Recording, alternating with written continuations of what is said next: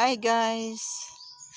Andito ang tanglad sa aming bakuran guys. Oh, tingnan nyo guys. Itinanim ko dito sa lata. Isang buwan na ito guys. At saka itong lata na tinamnan ko ng tanglad ay ang lupa na nilagay ko guys ay decompose.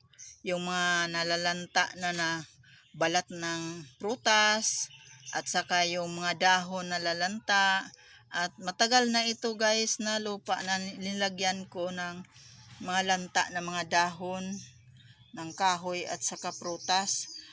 At saka tinawag ng decompose dahil yun na ang tinamnan ko ng tanglad guys. O isang buwan lang ng tanglad guys. O ganito nang itsura niya guys. Kaya guys, kung naisipan nyo guys, kung nakarelate kayo dito sa probinsya, yung iba nag-apply ng fertilizer. Pero ako guys, hindi ako naglagay ng fertilizer. Yung mga decompose lang guys. Makatanim na tayo ng mga herbal na mga tanimin or sa mga panglamas or pang spices. So like, share, comment, follow and subscribe guys. Thank you guys.